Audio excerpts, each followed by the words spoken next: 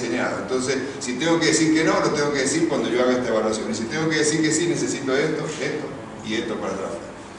Entonces, pileta decantadora, pileta para claro de gota, que sería la pileta esta, la que está para el limpio, ¿sí? La otra para la borra, y pileta para claro de gota, ¿sí? Que quizás cuando yo dejo los líquidos dentro de, hago un mosto sulfitado por ejemplo, y lo dejo dentro de una pileta, ocupo nada más que una sola pileta.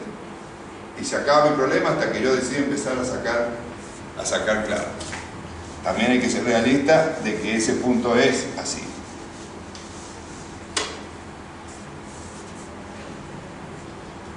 Colado, tamizaje. Le he agregado este tema porque se nos ha hecho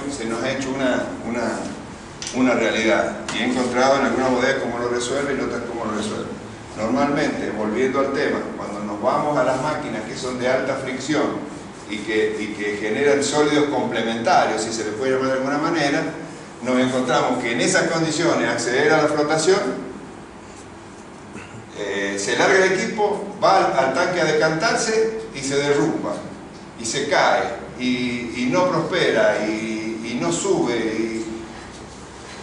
¿Sí? Ahora, cuando nosotros sacamos con la mano jugo del lugar del que vamos a flotar y nos encontramos que visiblemente hay muchísimos materiales que no debían estar allí, es donde nos hemos planteado como una solución práctica hacer un colado o un tamizaje. En el colado o el tamizaje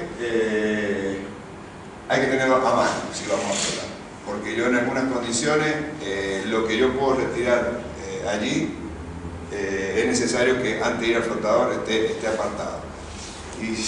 Y miércoles otro, pero uno vamos a ver en la práctica de la bodega que en distintos tamaños le han incorporado elementos más. En alguna bodega le han incorporado de 2 milímetros, que es el habitual, otros de 1 milímetro y otros hasta de 0,5 milímetros, para poder achicar en borra y alivianarle la vida al flotador, que le estamos haciendo hacer tareas que no sé si están concebidos para ello. Hay muchos flotadores que han fracasado como para la flotación que necesitamos en estas cosas, y no es porque el flotador no sirva, es que probablemente le estemos mandando una carga de sólido muy superior a la que para lo que están calculando. Este es un, si ustedes lo ubican, es de la zarandita que iban arriba de las presas Franino, y este se adaptó para hacer ese proceso de colado. ¿Qué voy a colar acá? El jugo que voy a flotar, ¿sí? Para asegurarme de que yo mido a veces la partícula que encuentro en el mosto y no puede pasar por 2 milímetros. Y ha pasado, y pasa. Ahí está. Bien, otro de los elementos, ya vamos a ampliar un poquito, otro de los elementos con los cuales yo voy a tener en cuenta para prepararme en la bodega para la flotación, son las bombas con las que yo voy a hacer de todo esto que tramamos acá. Fuera de lo del flotador yo tengo que bombear, sacar líquido para un lado, sacar borras para otro lado. Todo eso implica que yo, cuando incorporo la flotación como un proceso, tengo que pensar que tengo que llevar una bomba más pistonera, una bomba más centrífuga o 2 bombas, etcétera, etcétera, y caño y etcétera. En el caso de que yo propongo siempre mantener homogeneizado el pulmón de encimado para que las borras o los sólidos que estén ya despectinizados no entren en forma irregular al flotador, tengo que ver de qué manera puedo tener un agitador, ¿sí? Que lo mantenga en movimiento para poder sacarlo.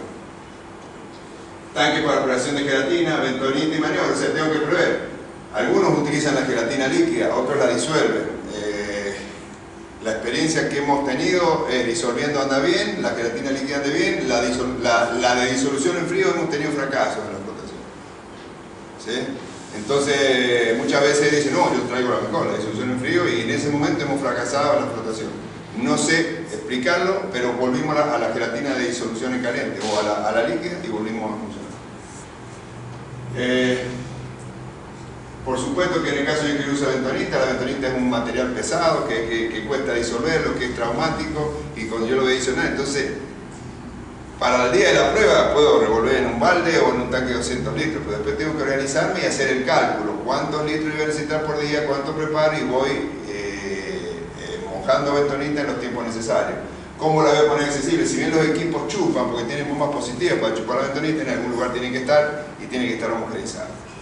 En el caso de la queratina, tengamos cuidado cuando disolvemos, generalmente no se disuelve el 100%, entonces hay que pasarlo por un colado, con una tela mosquitera, alguna cosa por el estilo, es lo ideal para llegar, cuando la disolvemos siempre queda el material, porque no dimos con el punto de la temperatura o etcétera, pero ustedes ya lo conocen a ese tema.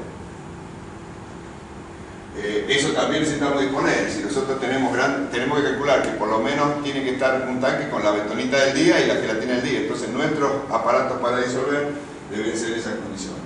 Y el otro elemento que no lo puse aquí es un visor. Indudablemente que si estamos trabajando buscando la limpidez de un cubo, en algún momento tenemos que ver si está en condición.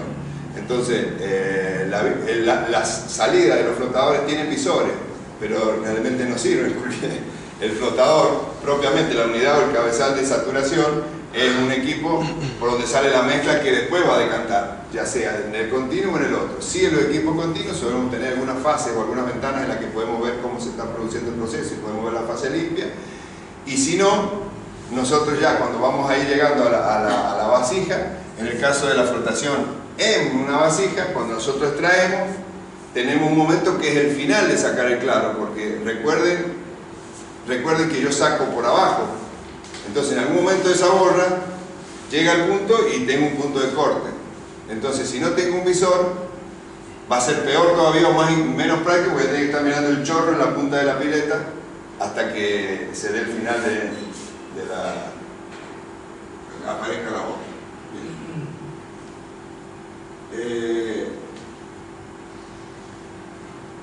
Esto lo estuvimos adelantando cuando lo vimos en cada uno de los puntos, ¿sí? Que sería una organización con el encimado de lujo,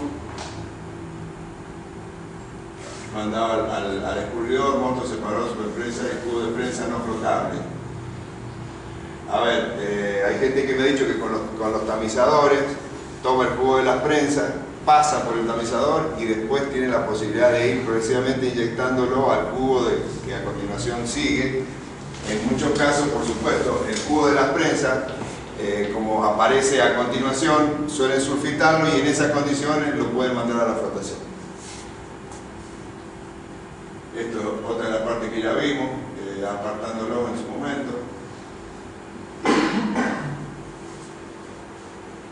En el caso de la prensa neumática también lo vimos.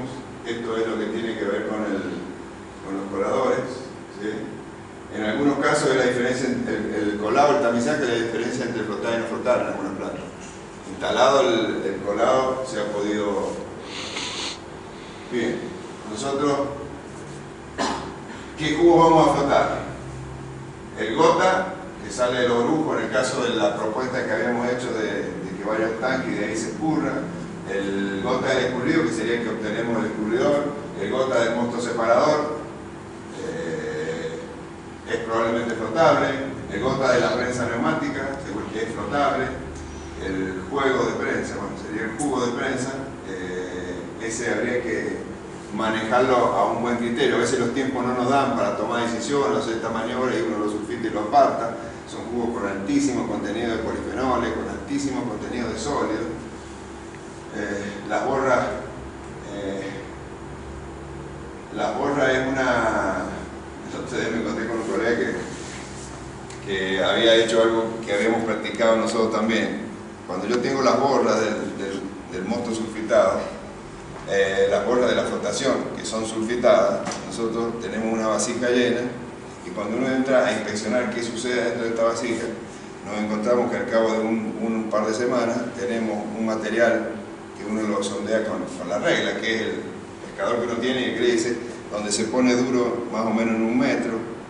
Después encontramos que en esta zona el producto está limpio, entonces a veces uno manda a sacar los claros, le dice sacate los claros de aquella para... Pero encontramos una zona intermedia con una carga intermedia de borra, de una borra liviana, ¿sí? Esto indudablemente, ¿en qué va a resultar? Yo corto acá y esto va a ir al filtro de borra. En una temporada lo practicamos y me encontré con la grata sorpresa de que otro colega también lo ha hecho. Directamente atacamos este sector, este da una combinación de sólidos, casi igual a la que requiere el flotador para hacer. Entonces empezamos a flotar esto después de la cosecha. Como el flotador muchas veces se cuestiona que es un equipo que se usa durante 40 días, la posibilidad de trabajar esto, imagínense, yo rescato esto más esto, prácticamente si esto lo floto, indudablemente este es lo que voy a perder y lo demás, y se va a adicionar acá. Vimos reducidos notablemente los tiempos de tratamiento, vimos que cuando hemos flotado, indudablemente las borras están despectinizadas, los filtros de borra le vienen muy bien que estén despectinizadas, y vimos reducido casi en un 50% la cantidad de borra a entregar a los filtros de borra. Esta es una cosa interesante para hacer y para tenerla en cuenta. Porque yo he flotado algunos motos sulfitados y se flotan, y otros colegas los han flotado también y los flotan. A veces es innecesario por la cantidad de sólido que tiene, que es muy pequeña, pero en este caso es adecuado, ¿sí? Por eso puse acá la posibilidad de las borras y la posibilidad del moto sulfitado como elementos que pueden ser en algún momento sometidos a flotación. Hay un punto que un poco me lo dejé para atrás y que era